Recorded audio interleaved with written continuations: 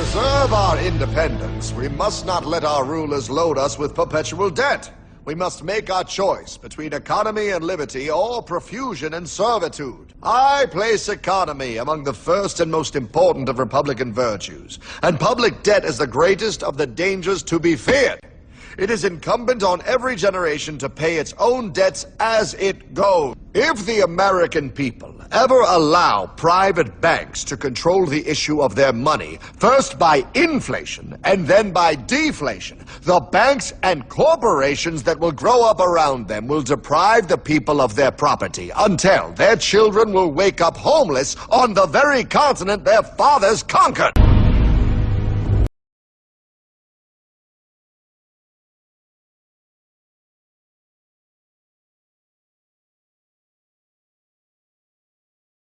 There's a chart I saw recently that I can't get out of my head. A Harvard business professor and economist asked more than 5,000 Americans how they thought wealth was distributed in the United States. This is what they said they thought it was. Dividing the country into 5 rough groups of the top, bottom, and middle 3 20% groups, they asked people how they thought the wealth in this country was divided. Then he asked them what they thought was the ideal distribution, and 92%, that's at least 9 out of 10 of them, said it should be more like this. In other words, more equitable than they think it is. Now that fact is telling, admittedly, the notion that most Americans know that the system is already skewed unfairly. But what's most interesting to me is the reality compared to our perception. The ideal is as far removed from our perception of reality as the actual distribution is from what we think exists in this country. So ignore the ideal for a moment. Here's what we think it is again. And here is the actual distribution. Shockingly skewed. Not only do the bottom 20% and the next 20%, the bottom 40% of Americans barely have any of the wealth. I mean, it's hard to even see them on the chart. But the top 1% has more of the country's wealth than 9 out of 10 Americans believe the entire top 20% should have. Mind-blowing. But let's look at it another way, because I find this chart kind of difficult to wrap my head around. Instead, let's reduce the 311 million Americans to just a representative 100 people. Make it simple. Here they are: teachers, coaches, firefighters, construction workers, engineers, doctors, lawyers, some investment bankers, a CEO, maybe a celebrity or two. Now let's line them up according to their wealth. Poorest people on the left, wealthiest on the right, just a steady row of folks based on their net worth. We'll color code them like we did before based on which 20% quintile they fall into. Now let's reduce the total wealth of the United States, which was roughly $54 trillion in 2009, to this symbolic pile of cash. And let's distribute it among our 100 Americans. Well, here's socialism, all the wealth of the country distributed equally.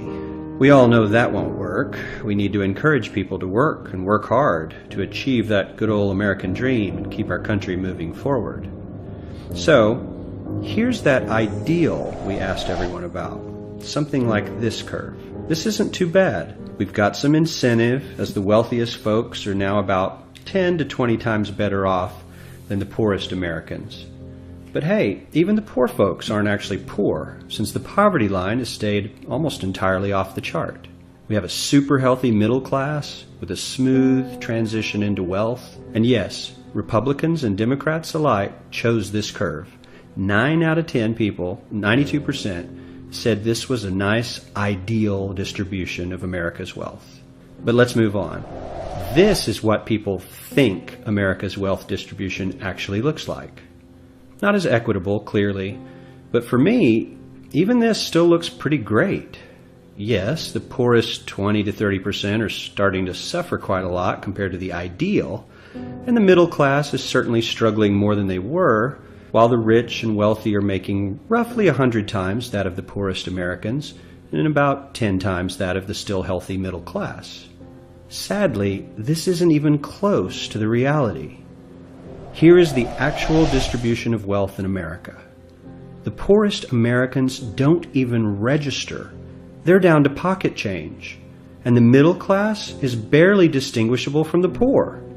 In fact, even the rich between the top 10 and 20 percentile are worse off. Only the top 10% are better off. And how much better off? So much better off that the top 2 to 5% are actually off the chart at this scale. And the top 1%, this guy, well, his stack of money stretches 10 times higher than we can show. Here's his stack of cash, restacked, all by itself. This is the top 1% we've been hearing so much about. So much green in his pockets that I have to give him a whole new column of his own, because he won't fit on my chart.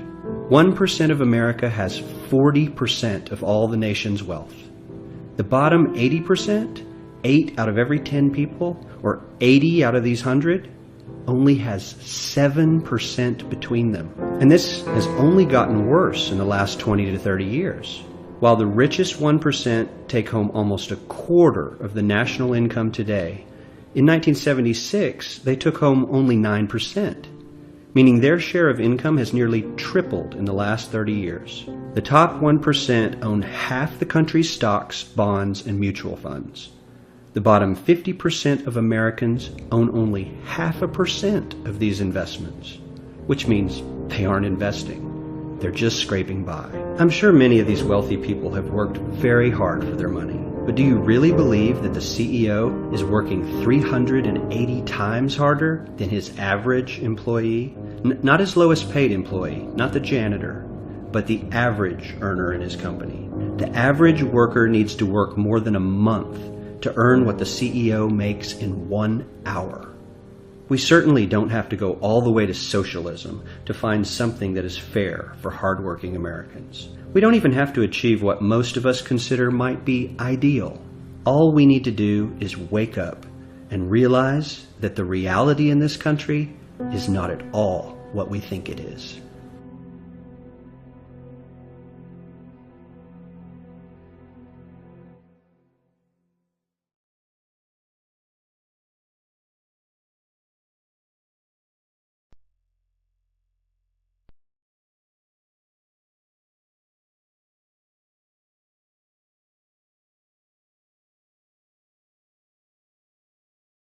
Every human on this planet is enslaved, whether they know it or not. This is not the crude and primitive slavery of ancient times. It does not rely on whips and shackles to keep the oppressed in their place. These tools have been rendered obsolete by much more sophisticated methods. That most of the enslaved are unaware of their condition and would in fact argue fiercely that they are free is a testament to the effectiveness of these invisible chains. You've heard the expression, money makes the world go round. There's truth in that. Money is the prime motive for human labor in modern civilization. If you want food, shelter, and clothing, you must have money. And unless you're part of that tiny minority that has more money than they could ever spend in their lifetime, then you must work, beg, or steal for that money. That's why you get up in the morning and go to work, even if you hate your job. And that's why the specter of unemployment is more terrifying for most people than the prospect of spending 50 years of their life performing menial tasks within the confines of a fluorescent-lit cubicle. Of course, in Western countries, some are fortunate enough to have pulled away from the brink and do not live in fear that their basic needs will be met, at least for now. And yet they keep spinning the hamster wheel. Why is that? Could it be because money and the bling that it buys have become symbols of status and prestige? Money offers an illusory form of social validation, but even those who are not caught up in distinguishing themselves by how much they accumulate still must acknowledge the social stigma that comes with poverty. The combination of these primal motivators, the need for food, shelter, clothing, and social validation, is a very powerful force. It's enough to drive humans to engage in all forms of activity, even to the point of harming themselves or others in the process. The accumulation of money is therefore an accumulation of social and psychological power, and those who control the creation of money control this power at its source. So who controls the creation of money? Well, in the case of the US dollar, it's not the government. This shouldn't be an earth-shattering revelation. The fact that the Federal Reserve is a private institution owned by a cartel of the world's most powerful banks is quickly becoming common knowledge. Even the mainstream media doesn't deny it at this point. However, the full extent of what this means is only clear when you understand how the banking system really works. And unfortunately, this isn't something we're taught in school. Once you have it explained to you in simple terms, you'll understand why. Every dollar in circulation is loaned into existence by a bank. The process begins with the Federal Reserve when they loan out money to the U.S. government and to other entities. You've probably heard this talked about before, especially in regards to the interest rate on those loans, which the Federal Reserve raises and lowers depending on the economic conditions. But what's never talked about in the mainstream is the fact that the Fed isn't actually loaning out money that they have. They are merely typing those dollars into existence on a computer. You may be inclined to believe that this money is based on some physical backing like gold, but you would be mistaken. The Federal Reserve hasn't owned any gold since the 1930s. The Federal Reserve does not own any gold at all. We have not owned gold since 1934. So we have not engaged in any gold swaps. When the Federal Reserve loans money to the U.S. government gives the Federal Reserve government bonds in exchange. These bonds are simply written promises to pay back the money that was loaned to them with interest through taxation. So to be clear here, the government is taking out a loan from a bank that is creating that money out of thin air, and they're expecting you, the taxpayer, to cover that loan. The absurdity of this arrangement is even more obvious when you realize that up until 1913, the U.S. government created its own money and had no need for a bank to play the part of a middleman. That new money loaned out by the Federal Reserve enters circulation through the banks, accumulates in the banks, and in the end the banks end up holding all the cards. Not necessarily for the reasons you may imagine.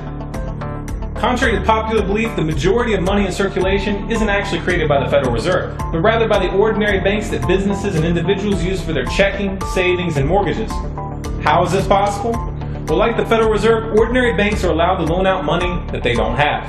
There are, of course, restrictions. Banks are only allowed to loan out 10 times the amount of money that they actually have. So if Wells Fargo has $1,000, they can loan you $10,000, and they expect you to pay back that $10,000 plus interest. This is called fractional reserve banking. 75% of all money in circulation is created in this manner. Now, as bad as this may seem, this is really only the tip of the iceberg. Most banks structure payment plans so that for many years, you're paying almost nothing but interest, and only start paying down the principal gradually.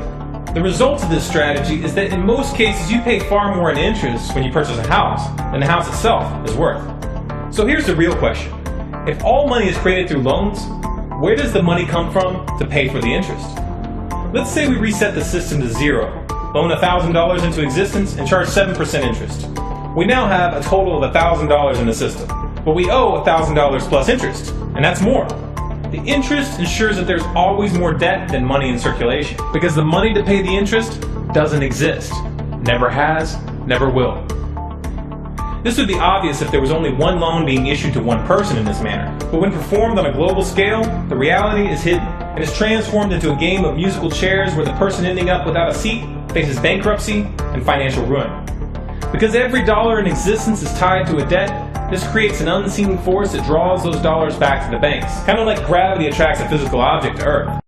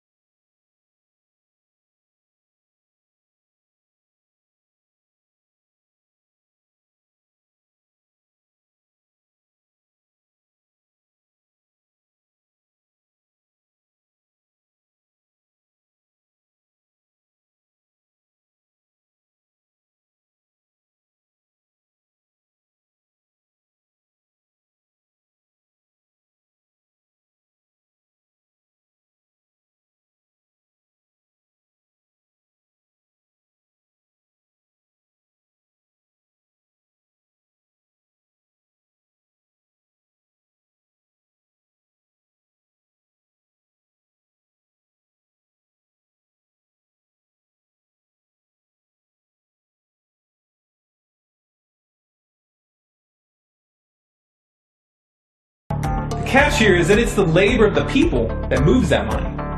Every hour that you work to pay back a loan or to keep the government from throwing you in jail over income taxes is an hour worked for the banks. The total receipts from personal income taxes just barely covers the interest on the national debt. And even the principal for that debt all ends up back in the hands of the banks. And remember, that bank created that money out of nothing. Once you understand that the money that banks loan out isn't actually an asset, but is in fact a piece of legal fiction, it should be clear that you're working for these banks for free. This is a cleverly disguised form of slavery.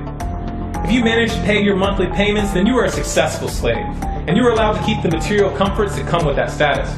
But if for some reason you fail to make those monthly payments, then the bank or the IRS comes to take your house, your car, and anything else you have of value. And if somehow, even with this enormous financial advantage, the banks still get themselves into trouble, you, the taxpayer, will be forced to bail them out. No matter what, the banks win. To say the game is rigged is an understatement. You might be inclined to think that if you live outside the United States and you don't use dollars, then this situation has no bearing on your life. But you would be wrong. The dollar is both the world reserve currency and the only currency in which oil is sold on global markets. This is often referred to as the petrodollar status. This means that wherever you live, whether your country is an oil exporter or an oil importer, you are affected. If your country is an oil importer, then you are affected by the fact that in order to keep your country running, you have to acquire dollars. To acquire those dollars, you have to send goods and services to the United States or to someone else who did. Likewise, if your country is an oil exporter, you are affected by the fact that you send your oil to the US in exchange for this debt-based money. You are exchanging something of real and tangible value for digits on a screen. And if for some reason the leadership of your country grows tired of this arrangement and tries to pull off the dollar, you'll quickly find the United States military at your doorstep ready to open up a can of democracy on you. Iraq learned this the hard way when they switched their oil sales to euros in 2000, and Libya when they tried to organize a gold-based currency for Africa. Debt-based money is a masterpiece of social engineering, the ultimate tool of the ruling elite. Yet in reality, the whole thing is nothing more than a construct of belief. Our chains are the chains of the mind, and the path to freedom must also begin in the mind. If we want a better future for our children and grandchildren, then we must work right now to reach a critical mass of awakening.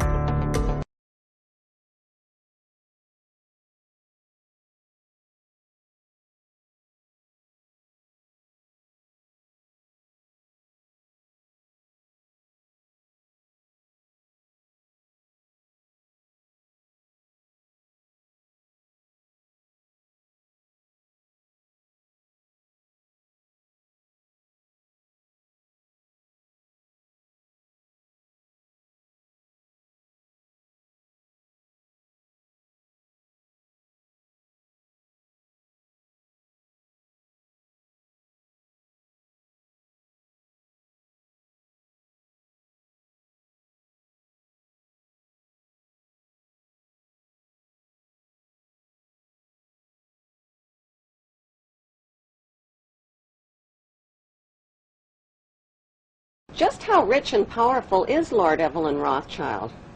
Historically, the Rothschild family wealth was hidden in underground vaults.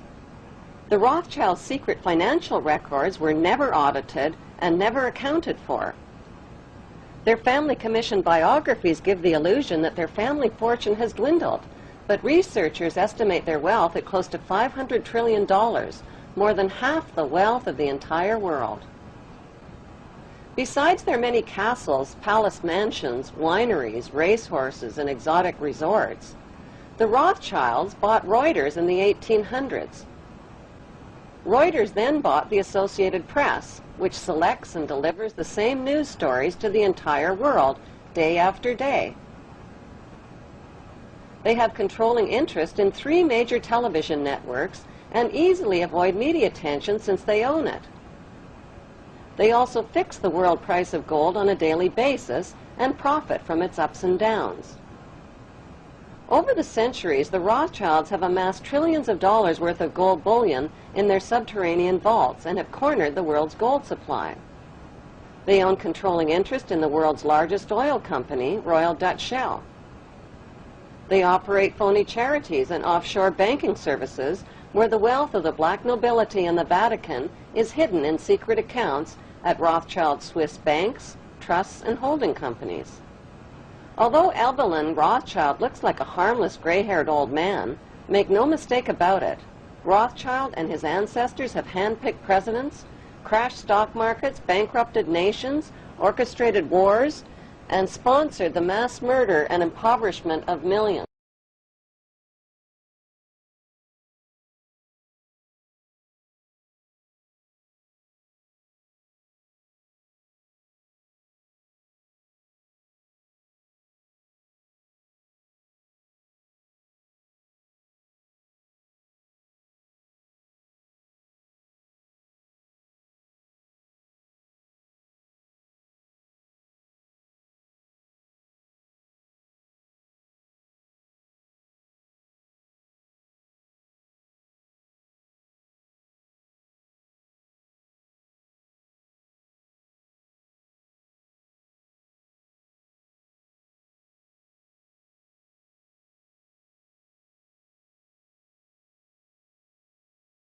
are opposed around the world by a monolithic and ruthless conspiracy that relies primarily on covert means for expanding its sphere of influence, on infiltration instead of invasion, on subversion instead of elections, on intimidation instead of free choice, on guerrillas by night instead of armies by day. It is a system which has conscripted vast human and material resources into the building of a tightly knit, highly efficient machine that combines military, diplomatic, intelligence, economic, scientific, and political operations. Its preparations are concealed, not published. Its mistakes are buried, not headlined. Its dissenters are silenced, not praised. No expenditure is questioned, no rumor is printed, no secret is revealed.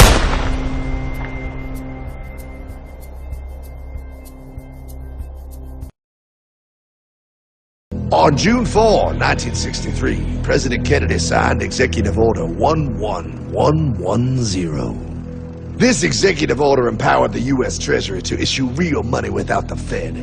It would have worked. Kennedy's plan to dismantle the Federal Reserve machine had begun. 6 months later, John F. Kennedy went to Dallas and never returned. No way they could do that! The new president, Lyndon Johnson, threw out Kennedy's order. And since JFK, no president has dared confront the secret powers behind the Federal Reserve.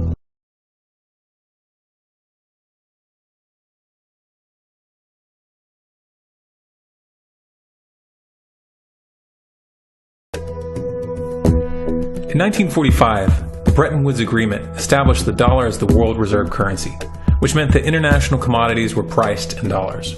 The agreement, which gave the United States a distinct financial advantage, was made under the condition that those dollars would remain redeemable for gold at a consistent rate of $35 per ounce. The United States promised not to print very much money, but this was on the honor system, because the Federal Reserve refused to allow any audits or supervision of its printing presses. In the years leading up to 1970, expenditures in the Vietnam War made it clear to many countries that the U.S. was printing far more money than it had in gold. And in response, they began to ask for their gold back. This, of course, set off a rapid decline in the value of the dollar. The situation climaxed in 1971 when France attempted to withdraw its gold and Nixon refused. On August 15th, he made the following announcement. I have directed the Secretary of the Treasury to take the action necessary to defend the dollar against the speculators. I have directed Secretary Connally to suspend temporarily the convertibility of the dollar into gold or other reserve assets, except in amounts and conditions determined to be in the interest of monetary stability and in the best interest of the United States. This was obviously not a temporary suspension, as he claimed, but rather a permanent default. And for the rest of the world who had entrusted the United States with their gold, it was outright theft.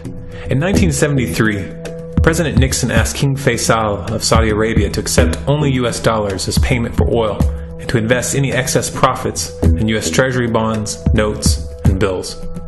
In return, Nixon offered military protection for Saudi oil fields. The same offer was extended to each of the world's key oil-producing countries, and by 1975, every member of OPEC had agreed to only sell their oil in U.S. dollars. The act of moving the dollar off of gold and tying it to foreign oil instantly forced every oil-importing country in the world to start maintaining a constant supply of Federal Reserve paper. And in order to get that paper, they would have to send real physical goods to America. This was the birth of the petrodollar. Paper went out, everything America needed came in, and the United States got very, very rich as a result. It was the largest financial con in recorded history.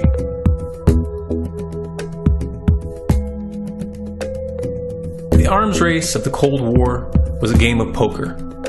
Military expenditures were the chips, and the U.S. had an endless supply of chips. With the petrodollar under its belt, it was able to raise the stakes higher and higher, outspending every other country on the planet, until eventually U.S. military expenditures surpassed that of all other nations in the world combined. The Soviet Union never had a chance. The collapse of the communist bloc in 1991 removed the last counterbalance to American military might. the United States was now an undisputed superpower with no rival. Many hoped that this would mark the beginning of a new era of peace and stability. Unfortunately, there were those in high places who had other ideas. Within that same year, the U.S. invaded Iraq in the First Gulf War. And after crushing the Iraqi military and destroying their infrastructure, including water purification plants and hospitals, crippling sanctions were imposed which prevented that infrastructure from being rebuilt. These sanctions, which were initiated by Bush Sr. and sustained throughout the entire Clinton administration, lasted for over a decade and were estimated to have killed over 500,000 children. The Clinton administration was fully aware of these figures. We have heard that 500,000 children have died. I mean, that's more children than died in Hiroshima. And, you know, is the price worth it? I think this is a very hard choice, but we think the price is worth it. Miss Albright, what exactly was it that was worth killing 500,000 kids for? In November of 2000, Iraq began selling its oil exclusively in euros. This was a direct attack on the dollar and on U.S. financial dominance, and it wasn't going to be tolerated.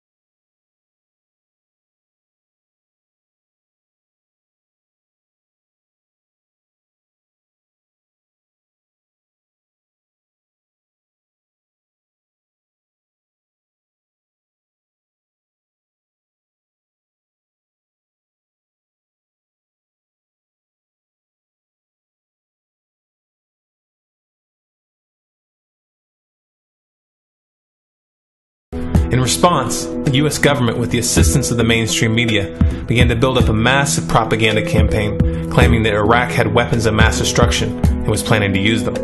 In 2003, the U.S. invaded, and once they had control of the country, oil sales were immediately switched back to dollars. This is particularly notable due to the fact that switching back to the dollar meant a 15 to 20% loss in revenue due to the euro's higher value. It doesn't make any sense at all unless you take the petrodollar into account.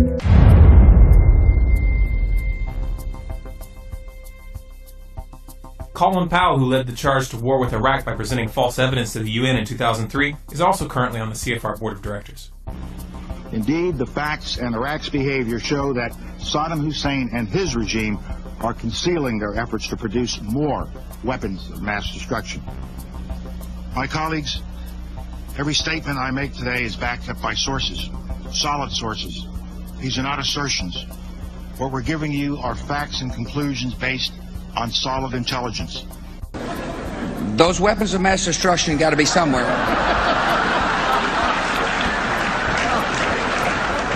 Nope, no weapons over there.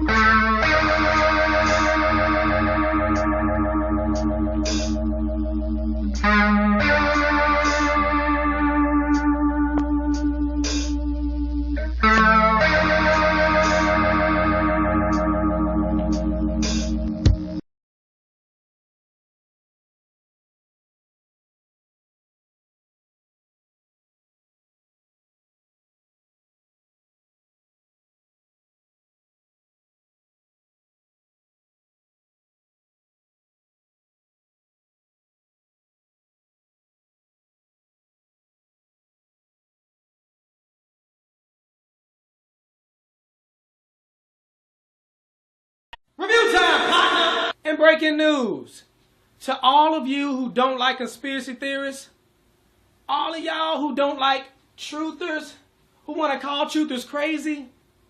Your fun is over. Those days of you having the illusion of credibility are over.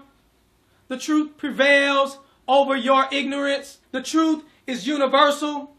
You can try to say, oh, truthers are white supremacists. How does that work? Whatever you want to say. You've been demonizing 9/11 truthers all these years. You're demonizing Sandy Hook truthers. Well, if it was a real conspiracy, don't you think the media would talk about it? Don't you think it would be on the front page of the news? Don't you think? Well, if it was a real government conspiracy, why do you think they would let that be on the news? Because you know the news stations are bought and paid for. You know the news, they read off a script, right? You know the news reporters do that, right? No, you don't know that? No, I trust my news. They are more credible than you. You are just some truther. I watch the news and I get informed. You get informed, don't you? Those reporters, they give you exclusive information. It's the third time I've said that. I'll probably say it 3 more times. See, in my line of work, you got to keep repeating things over and over and over again for the truth to sink in, to kind of catapult the propaganda. Now, you don't need us to tell you that gas prices are back on the rise.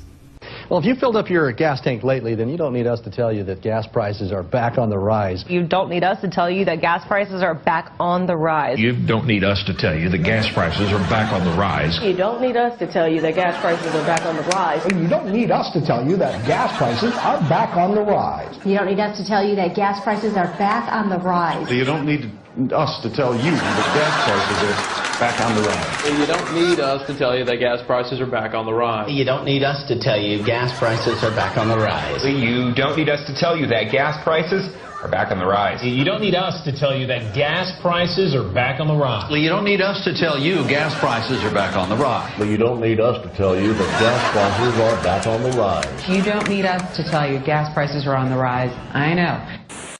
President, earlier this year you told us you had ordered your administration to cease and desist on payments to journalists to promote your agenda. You cited the need for ethical concerns and the need for a bright line between the press and the government. Your administration continues to make the use of video news releases, which are prepackaged news stories sent to television stations, fully aware that some or many of these stations will air them without any disclaimer that they are produced by the government. Comptroller General of the United States this week said that raises ethical questions. Does it raise ethical questions about the use of government money to produce stories about the government that wind up being aired with no disclosure that they were produced by the government? There is a Justice Department opinion that says these pieces are within the law so long as they're based upon facts, not advocacy.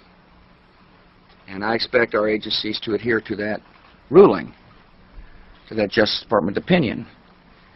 This has been a long-standing practice of the federal government to use these types of videos. Agricultural Department, as I understand, has been using these videos for a long period of time. The Defense Department, other departments have been doing so. It's important that they be based upon the guidelines set out by the Justice Department. Now, I think it'd be helpful if local stations then disclose to their viewers if that's, that this was based upon a factual report and they chose to use it. But evidently in some cases that's not the case. So anyway. To guarantee that's happening by including that language in the prepackaged report. Yeah, I don't, look, oh, you mean a disclosure on George W. Bush and I? Well, some way to make sure it couldn't air without the disclosure that you believe is so vital. Ken, I mean, there's a procedure that we're going to follow, and the local stations ought to, if there's a deep concern about that, ought to tell their viewers what they're watching. Conan O'Brien may be about to push the envelope on late-night television. Conan O'Brien may be about to push the envelope on late-night television. Conan O'Brien may be able to push the envelope on late-night television. Conan O'Brien may be about to push the envelope on late-night television. Conan O'Brien may be about to push the envelope on late-night television. Conan O'Brien may be about to push the envelope on his late-night television. Conan O'Brien may be about to push the envelope on late-night television. Conan O'Brien may be about to push the envelope on late-night television. Conan O'Brien may be about to push the envelope on late-night TV. Conan O'Brien may be about to push the envelope on late-night television. For these anchors to ask no questions, do no fact-checking, and hold no differing interpretation of the news they're delivering is not only absurd, it's downright dangerous. Certainly there were commentators and others, pundits at Fox News that were helpful to the White House. And certainly we got talking points to those people. Call Sean, call Bill, call whoever. Did you do that as a regular thing? It wasn't necessarily something I was doing, but it was something that we at the White House, yes, were doing, and getting them talking points and making sure they knew where we were coming from. So you were giving them talking points. But I would separate the journalists. That's important. Yeah. You were using these commentators as your spokespeople. Well, certainly. I think that happens to both ways when people go on other networks as well that are favorable towards the Democrats and so forth. Nobody's ever fed me any crap like that, so I don't know what you're talking about. Well, you're an independent-minded guy. Thank you. Yeah. But aren't you a little embarrassed by the fact that your White House used a television network which is purportedly fair and balanced as your mouthpiece? I think everybody in this town uses people that are going to be helpful to their cause to try to shape the narrative to their advantage. Again, I would separate the journalists, because the journalists that I worked with were people just like the rest of the White House press corps who were trying to report the news. So you wouldn't use Brit Hume as somebody to sell stuff for, but you'd use the nighttime guys. Yeah, I would separate that out, and certainly, and they'll say that that's because they agree with those views in the White House. Well, they didn't need a script, though, did they? Well, probably not. Economic factors may take some spring out of the Easter Bunny's step this year. In consumer news, economic factors may take some spring out of the Easter Bunny's step this year. Economic factors may take some spring out of the Easter Bunny's step this year. Economic factors may take some spring out of the Easter Bunny's step this year. Economic factors may take some spring out of the Easter Bunny's step this year. Economic factors may take some spring out of the Easter Bunny's step this year. Economic factors may take some spring out of the Easter Bunny step this year. Economic factors may take some spring out of the Easter Bunny step this year. Economic factors may take some spring out of the Easter Bunny step this year. Economic factors may take some spring out of the Easter Bunny step this year. Economic factors may take some spring out of the Easter Bunny step this year. Economic factors may take some spring out of the Easter Bunny step this year. Economic factors may take some spring out of the Easter Bunny step this year. Economic factors may take some spring out of the Easter Bunny step this year. Economic factors may take some spring out of the Easter Bunny step this year. Economic factors may take some spring out of the Easter Bunny's step this year. Economic factors may take some spring out of the Easter Bunny step this year. Economic factors may take some of the spring out of the Easter Bunny step this year.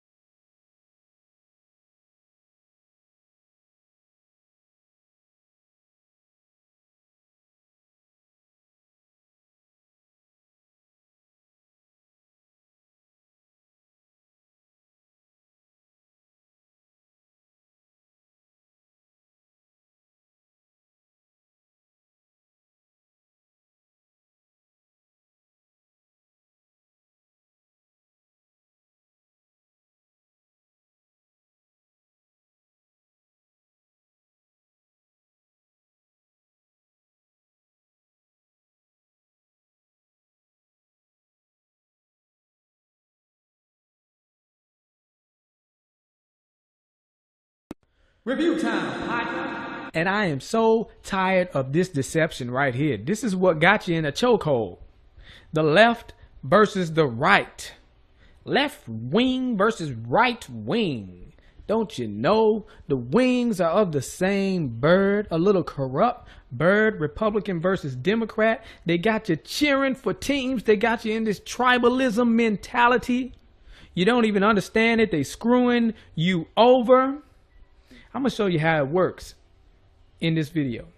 Now, you get here John McCain over here talking about, oh, how the government shutdown was bad.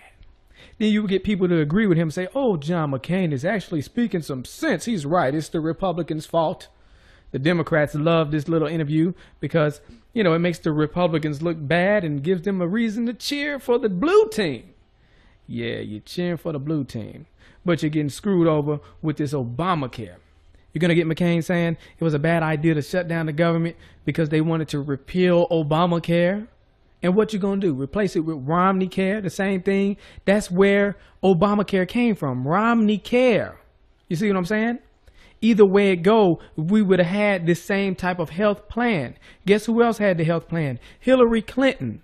You see, these New World Order compliant candidates, they are backed by Wall Street. You don't have a real choice unless you go outside the Republicans and Democrats. This is how they keep screwing you over.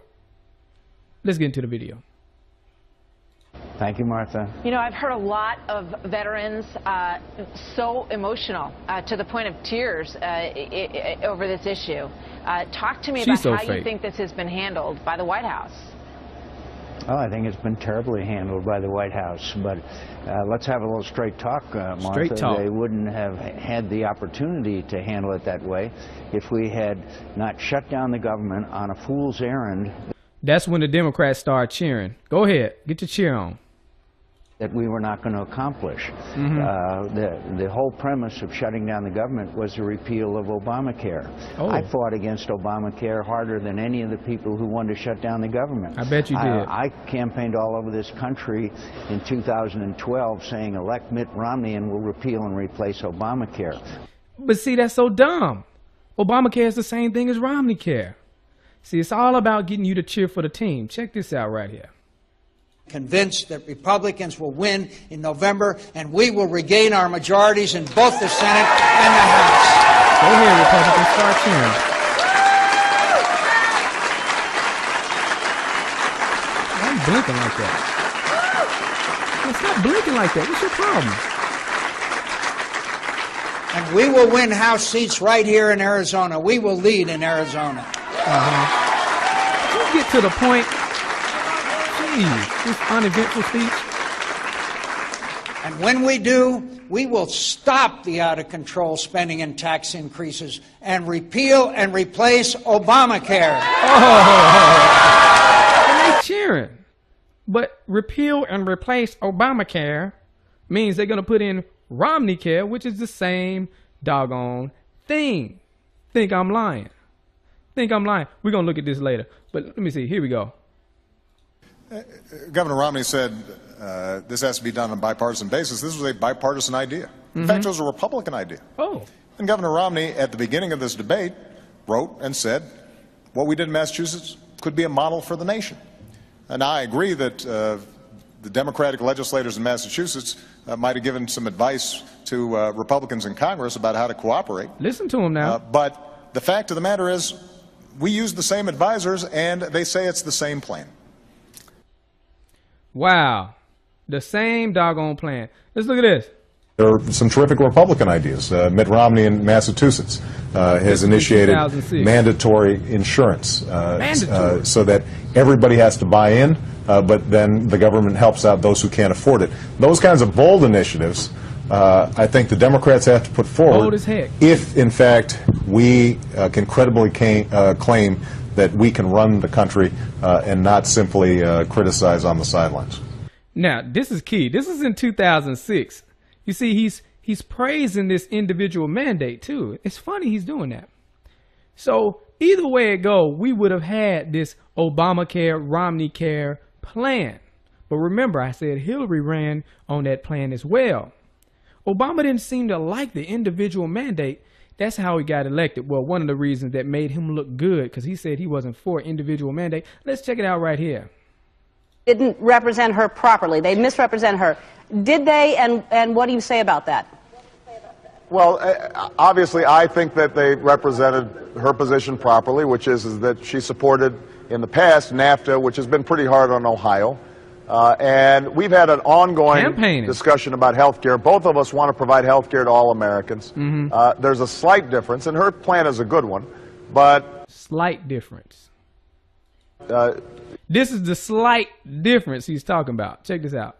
She mandates that everybody buy health care. She'd have the government force every individual to buy insurance. Which is what Obamacare is. And I don't have such a mandate because I don't think the problem is that people don't want health insurance. It's that they can't. No, I don't want it. I don't want health insurance.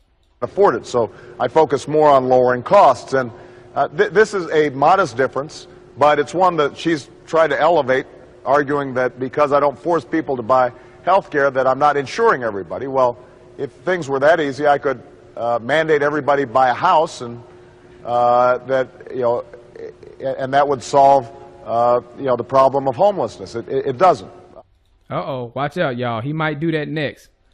So there you go. Obama with his lying self. Y'all need to stop with this.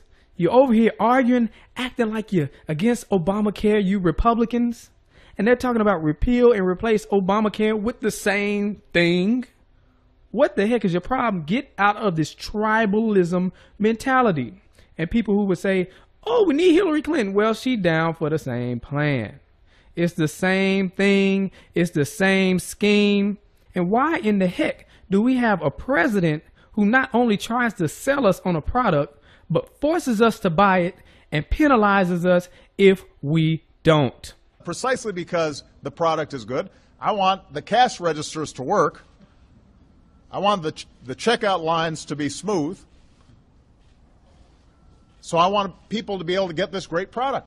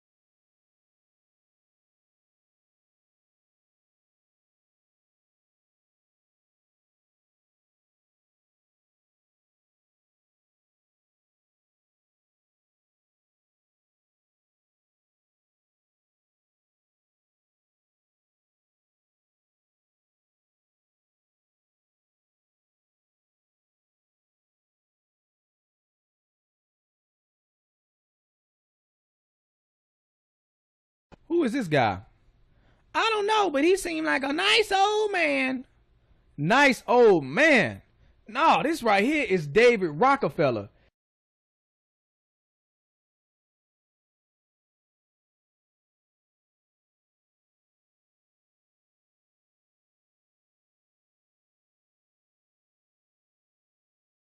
This guy right here, you need to do some research on David Rockefeller. Feel free to do that whenever you get a chance. But people who know about this man right here, they know he is nothing but trouble.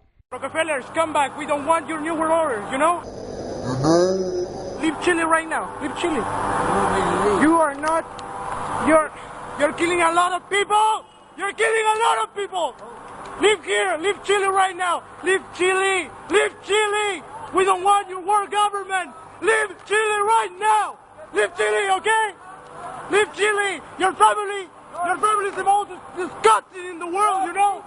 Leave here. Leave. You also, you're a traitor to Chile. Mr. Agustino, you're a traitor to Chile, okay?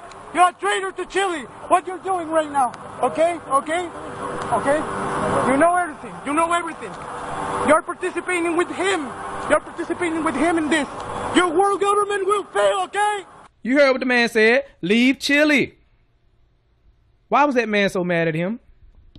You want to know why? Because he knows the Rockefeller family is for the New World Order agenda. What is the New World Order agenda?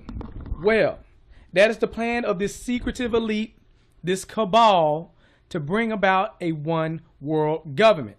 And not only a one world government, but a one world currency. And not only a one world currency, but a one world religion to glue it all together, which would mean they would have total control. These small amount of people controlling the whole world has never happened before. What else is going on? Well, depopulation. These guys push for depopulation in third world countries. You can see here, Henry Kissinger. Depopulation should be the highest priority of U.S. foreign policy towards the third world. So what they're doing is systematically killing off large populations of third world countries, and they're working to bring America to third world country status. They control the banks, they control the money, they will do it, that is their plan.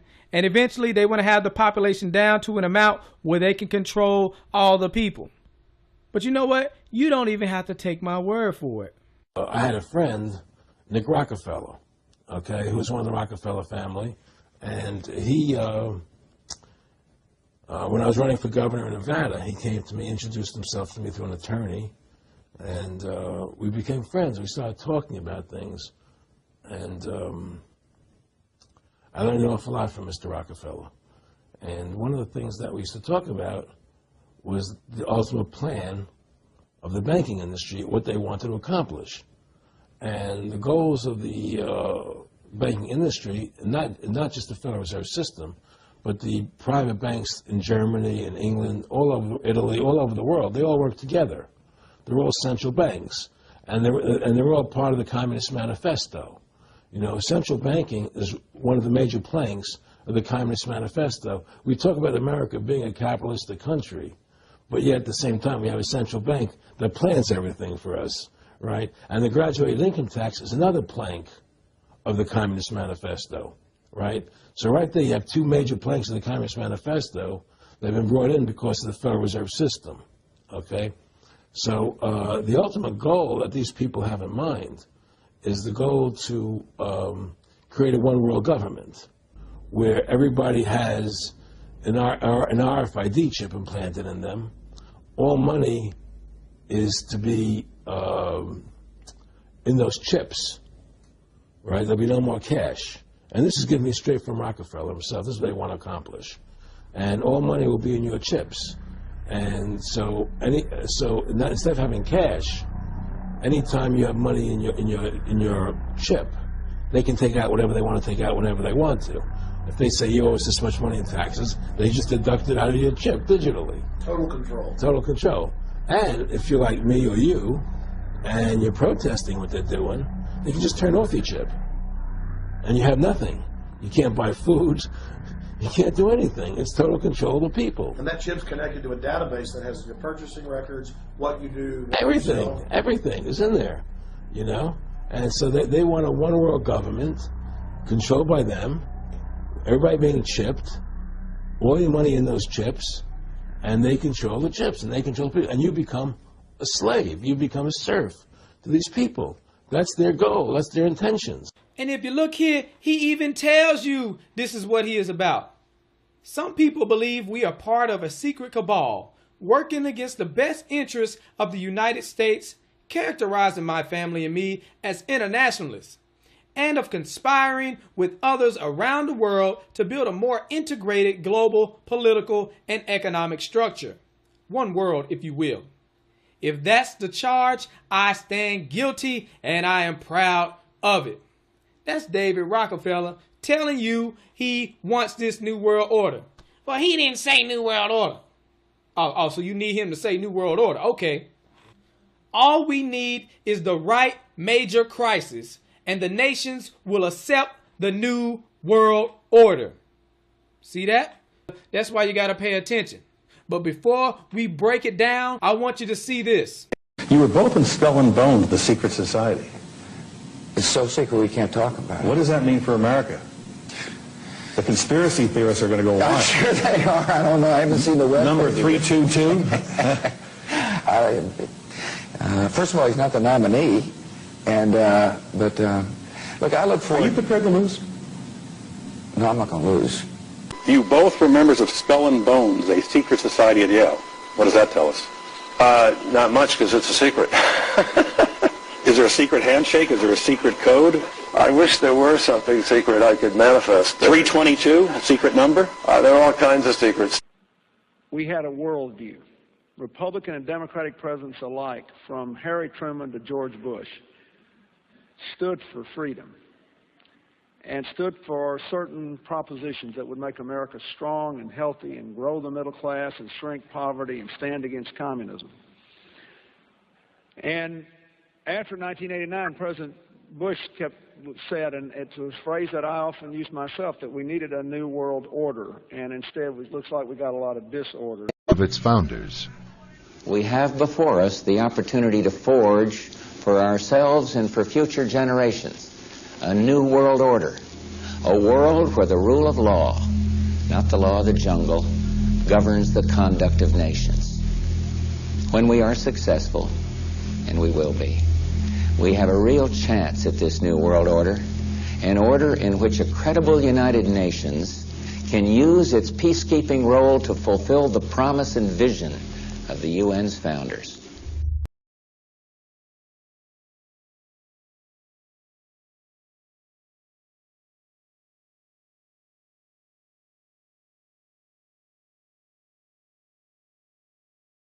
If you go outside the city of Atlanta, go east about 60 or 70 miles to the town of Elberton, and then go north on Highway 77 about 10 miles, you'll find off to the right what's called the Georgia Guidestones. It looks kind of like Stonehenge, these big, huge granite rocks set up there. This was done by a guy, we have a pseudonym, came in, paid cash, had this company set these things up in 1980. He called himself R.C. Christian, but that's not his real name. It says right on the stones, a pseudonym, false name. On these Georgia Guidestones, it gives the 10 Commandments for the New World Order. 10 Commandments for the New World Order. The first commandment was to maintain humanity under 500 million. I went there and looked at those things and said, now, hold on a minute. Today's population is 6 billion. They want to maintain humanity under 0.5 billion. Looks like a lot of people got to die for their plan to work, which is, by the way, the plan.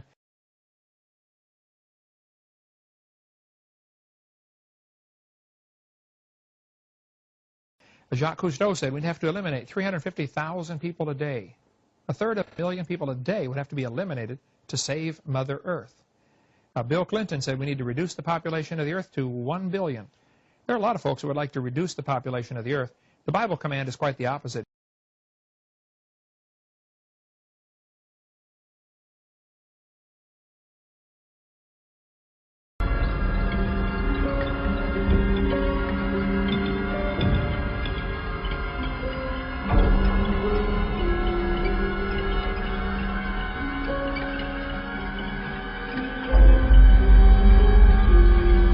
America's place in the New World Order should be? It's always been seen as the global policeman. But as you said before, you know, it's hard to see with all these military conflicts where the winner and loser lies. What should America be doing I think globally? The global policeman should be the United Nations. And I don't think we should need one. I think we should use courts the way we do in civilian life. It's time to put war and conflict, armed conflict behind us and move on and start acting like civilized, educated human beings. Oh, you're so civilized, Ted. Let's look at your quote. A total population of 250 to 300 million people, a 95% decline from present levels would be ideal. That's Ted Turner, founder of CNN and New World Order supporter. You see, he donated $1 billion to the United Nations. This man is down for the depopulation agenda. He wants a one-child policy for 100 years, yet he got 5 kids. And you got to pay attention, because these jokers will tell you that they selling out. And they do that just so it'll go over your head. So you'll be like, oh, well, they didn't really mean that. They're just being sarcastic. It's not that serious. But then at the same time, people be like, oh, well, I ain't gonna believe that unless they tell me. He telling you right here. So we get Shaq admitting to the whole world that he's a Freemason and he is proud of it. What is going on there? That's a ring of my profession. You don't know nothing about that. Okay, well, can we get a close-up on that? There it is. What? Don't know nothing about What is the profession? Yeah, which profession Look are you at talking that about? man. Woo, that man so happy. Is it a legal profession? Of course it's legal. It's a ring of my profession. I'm trying to read it. Okay. It's too many diamonds. He's like, yep, I'm a Freemason. Ain't nothing you can do. Mason, are you a Mason? Of course. And all them jokers around him know what's going on. That's a secret ceremony. Well, you might as well put your pinky out when you drink your drink. Put your pinky out. You're involved in the secret ceremonies with the candles and the... Everyone wears... Anyway, the Clippers. The Clippers. Ring, but that is impressive, Mr. Old Deal. I don't have a championship. Anyway, so the Clippers... Oh, yeah, I have 4. Those he doesn't wear. Those he doesn't wear. The Clippers. Yeah. As I was blinded by success. Look at that man right there. That's impressive. I'm blinded by success. See, they know what the deal is when you a Freemason. You know, they get all these movie roles and all these deals. Matter of fact, Shaq was on Grown Ups 2. It was one of the worst movies I have ever seen. Oh my gosh. Terrible. Anyways, he on there. There go your boy Shaq. Shaq's a Freemason. Bring it right back to David Rockefeller. All we need is the right major crisis and the nations will accept the new world order. So they're going to bring out a problem and then they're going to offer a solution. One of their plans is to devalue the dollar so that it barely has any buying power. So then you go to the store, you can barely buy anything. You see the food on the shelf, but you can't afford it. What happens then? People start going crazy. People start to panic. Then people start robbing each other. People start killing each other. So then we need to bring in the police state. Oh, we're asking the government for help. And surely they are here to bring the order out of chaos. But it's not just any order. It is the new world order. And not only that, but they're going to bring about a one world currency to replace the old currency. And then they're going to bring it into a cashless society where you got to get the chip. All your money being on the chip. And also to glue it all together, the one world religion. Where these sellouts come to play, they are New World Order compliant. They are here to sell you the agenda. They're going to let you know how cool it is to get a microchip in your arm. Some of y'all might think it's cool, but I know a lot of y'all don't like this type of stuff. So I'm just making sure you are aware of their agenda.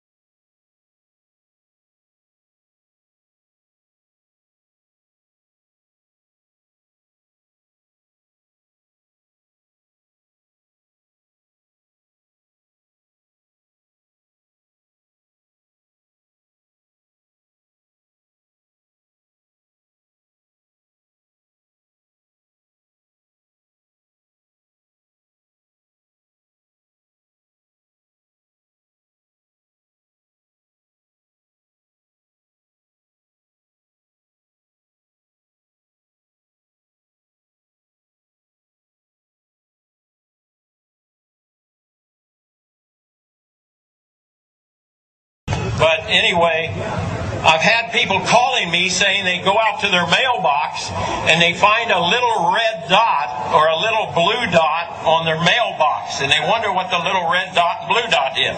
Well, it's marking your mailbox by the government, so when foreign troops come in here on us after martial law, if you have a red dot on your mailbox, they take you out immediately and shoot you right in the head. But if you have a blue dot, they take you to the FEMA camps being built by Halliburton right now to house 50 million Americans. They're building enough concentration camps in America by Halliburton that Cheney's getting rich off of, Vice President Cheney's getting rich off of, to put those with the blue dot on your mailbox in those concentration camps. Now, if you go out and you find a pink dot on your mailbox, that means that they believe you'll be a good slave and you're going to go along with the program and serve our international Antichrist masters. So watch for that dot.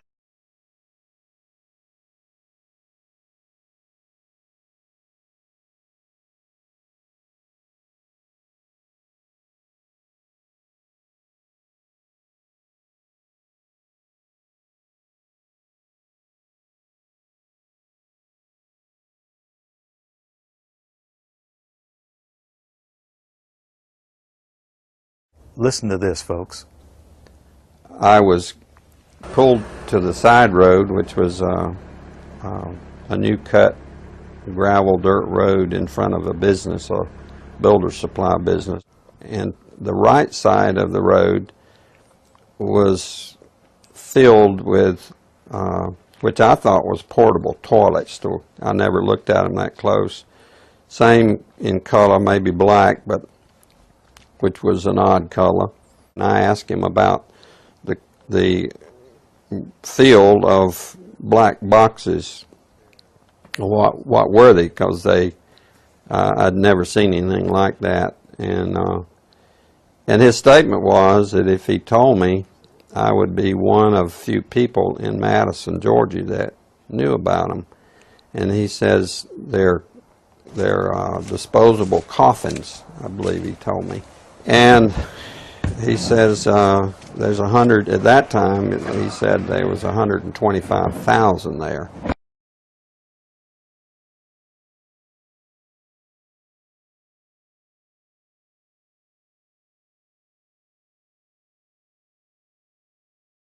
And the brother of the man that owns this field, that the government is leasing this field from to store these disposable coffins, this brother was given 3 years to set up temporary morgues around the country. An ad hoc legal approach for fighting terrorism. President Obama today proposed something new, something called prolonged detention. Doesn't sound that bad, right? Prolonged detention. Did you ever see the movie Minority Report? It was based on a Philip K. Dick short story. Came out in 2002. It starred Tom Cruise, remember? He played a police officer in something called the Department of Pre-Crime. Pre-crime is where people are arrested and incarcerated to prevent crimes that they have not yet committed. Mr. Marks, by mandate of the District of Columbia Pre-Crime Division, I'm placing you under arrest for the future murder of Sarah Marks and Donald Dubinos. Take place today, April 22nd, at 0800 hours, 4 minutes. No, I didn't do anything. You didn't do anything, but you're gonna. Future murder. Creepy, right? Putting somebody in jail not for what they've done, but for what you're very sure they're going to do? There may be a number of people who cannot be prosecuted for past crimes. In some cases because evidence may be tainted, but who nonetheless pose a threat to the security of the United States. We're not prosecuting them for past crimes, but we need to keep them in prison because of our expectation of their future crimes. Al-Qaeda terrorists and their affiliates are at war with the United States, and those that we capture, like other prisoners of war, must be prevented from attacking us again. Prevented. We will incarcerate people preventively. Preventive incarceration. Indefinite detention without trial. That's what this is. That's what President Obama proposed today, if you strip away the euphemisms. One civil liberties advocate told the New York Times today, quote, "We've known this was on the horizon for many years, but we were able to hold it off with George Bush. The idea that we might find ourselves fighting with the Obama administration over these powers is really stunning. And it is stunning.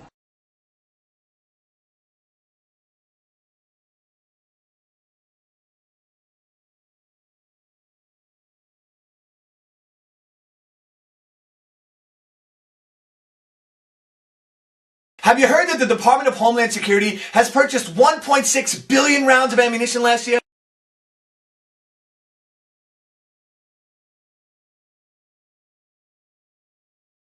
I mean, that's got to cost millions and millions of dollars. Correct me if I'm wrong, but isn't this country broke? I mean, you turn on the TV, you hear how we're laying off air traffic controllers, how people are going to die because of it. I mean, Harrison Ford is in a tizzy, and we're spending this much money on bullets? Do you know that 1.6 billion rounds of ammunition is enough to fight a 20-year war and still have bullets left over? My question is, who is the Department of Homeland Security planning to shoot? Do you realize that over the past couple of months, our government has tried to pass bills through Congress allowing them to arrest American citizens without due process, allowing them to kill American citizens without due process?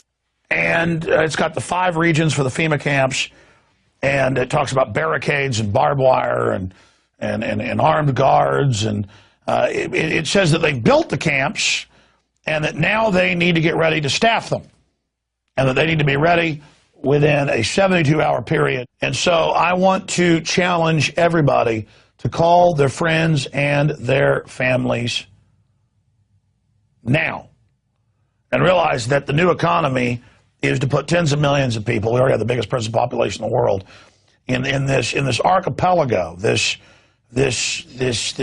giant chain of facilities all over the country. The following video details the contents of a Department of Defense document entitled Internment and Resettlement Operations, also known as FM 3-39.40. The document is 325 pages long and it is signed by Joyce E. Morrow, Administrative Assistant to the Secretary of the Army. It was created in 2010, however, has just been recently leaked to the public via the internet and can now be downloaded from multiple sources. In the description below, you'll find a download link for the document. I strongly encourage you to download it yourself and to verify everything that's being said here.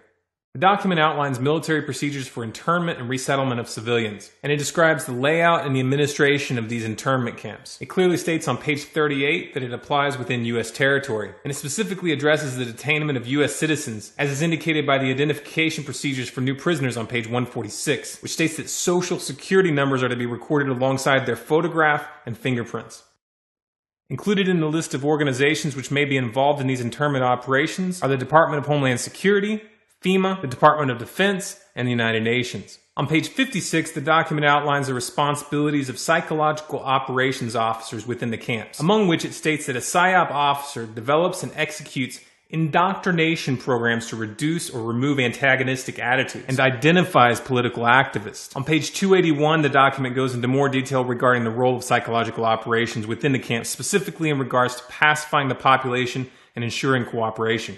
On page 238, it gives the conditions for the use of deadly force in such camps. Among the justifications for lethal force, it includes to terminate an active escape attempt. That point right there should make it clear that these camps are not benevolent disaster relief type facilities. On page 244, the document calls for the use of snipers during riots to, quote, scan a crowd and identify agitators and riot leaders for apprehension and fire lethal rounds if warranted.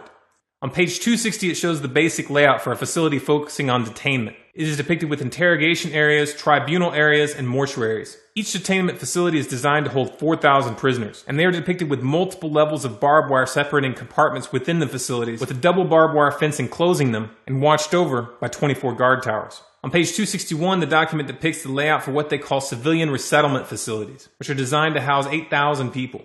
Though it uses the word resettlement, the plans show multiple levels of barbed wire dividing the sections of the facility, with double barbed wire fencing on the outside, as well as 16 guard towers. On page 262, the layout for facilities designed for what they call non-compliant prisoners is shown. These camps are designed to hold up to 300 prisoners, they have 3 interrogation centers, and are guarded by 13 guard towers. Now, if there's any question whether these plans are active or just theoretical, this should be settled by the fact that the U.S. Army has been running ads for job positions in these camps since 2009, and apparently, they're still hiring. Once again, if you look in the description, you'll find all the links you need to verify this information. It's important to note here that this document was created in 2010, which was under the Obama administration, and it predates the NDAA of 2012, which authorized military detainment of U.S. citizens. This clearly shows a long-term agenda at work.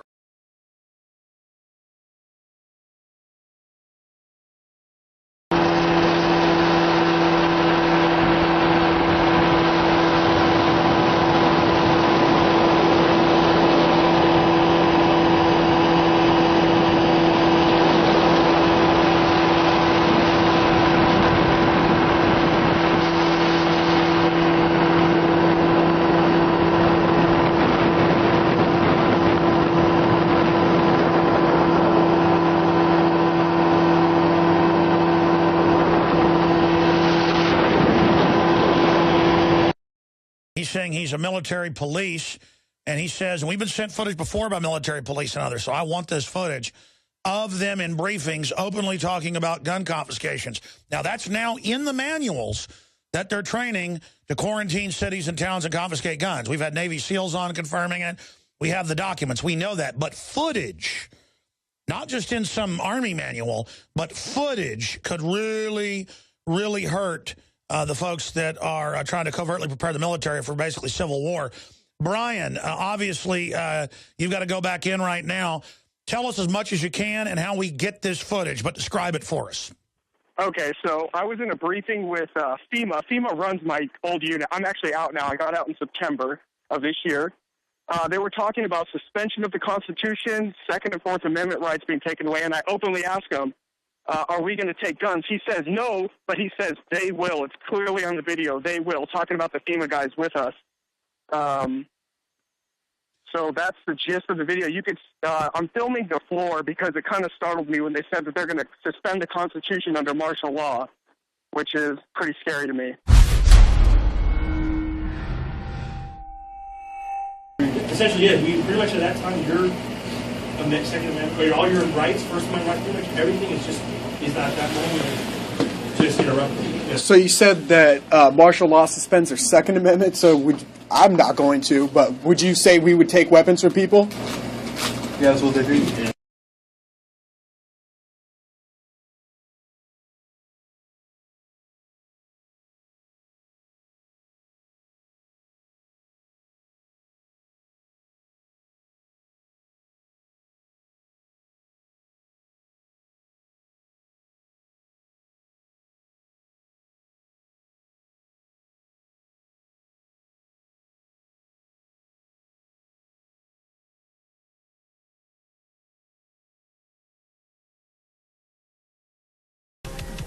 Would you like to see all the executive orders that have been put into place to take over our nation, to have complete control over us, to take away our rights, round us up, and put us where they want us?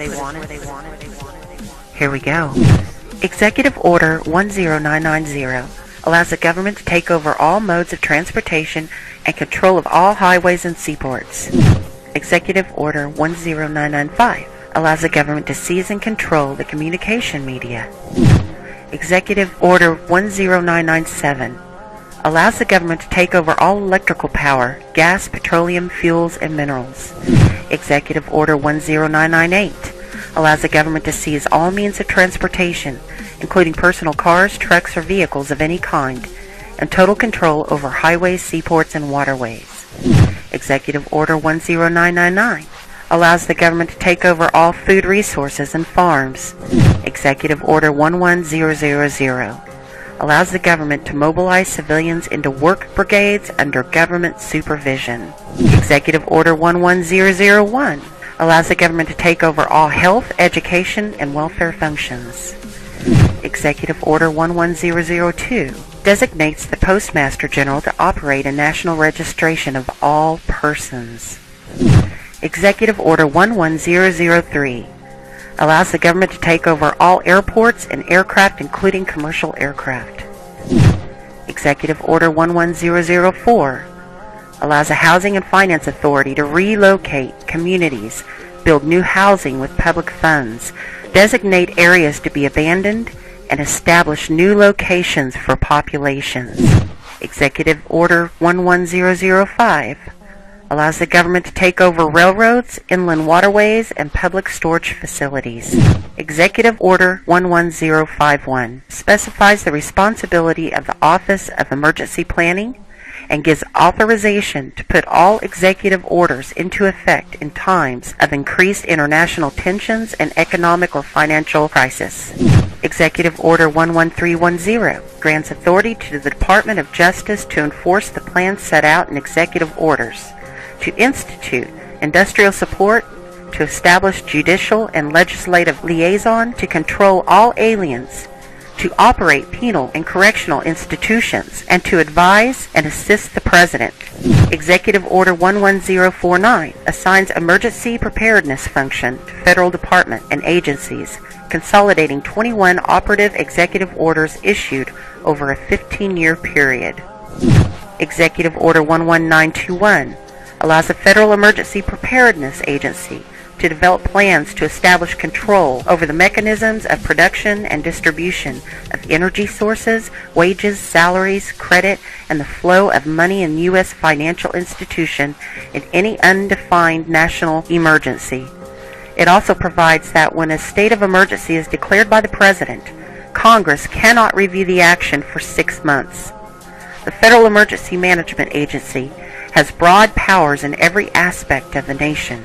General Frank Salzito, chief of FEMA's Civil Security Division, stated in a 1983 conference that he saw FEMA's role as a new frontier in the protection of individual and governmental leaders from assassination and of civil and military installations, from sabotage and or attack, as well as prevention of dissident groups from gaining access to U.S. opinion or a global audience in times of crisis. FEMA's powers were consolidated by President Carter to incorporate the National Security Act 1947 that allows for strategic relocation of industries, services, government, and other essential economic activities, and to rationalize the requirements for manpower, resources, and production facilities. The 1950 Defense Production Act gives the President sweeping powers over all aspects of the economy. The Act of August 29, 1916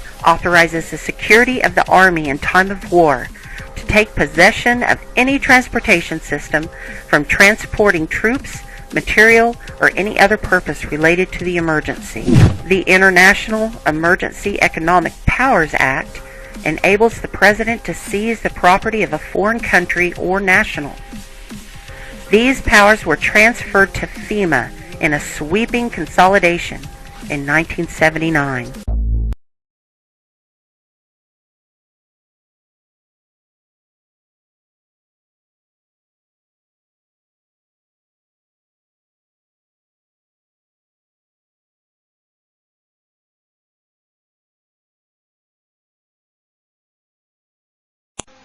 As a psychiatrist, I remember very well the condemnation by the American Psychiatric Association of Soviet psychiatrists and the Soviet Union for their use of psychiatric techniques and psychiatric medications to control political dissidents.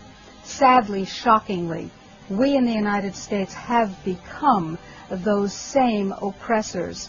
We now have a policy, as exemplified by the FBI brochure from the Phoenix Office on Counterterrorism, which says people who are defenders of the U.S. Constitution against federal government and the UN, and make numerous references to the U.S. Constitution, should be monitored as potentially murderous, and fanatical terrorists, by extension, should be considered mentally unstable. Under the new Freedom Commission, mentally unstable people must be medicated on a compulsory basis with lethal and untested but very profitable psychiatric medications.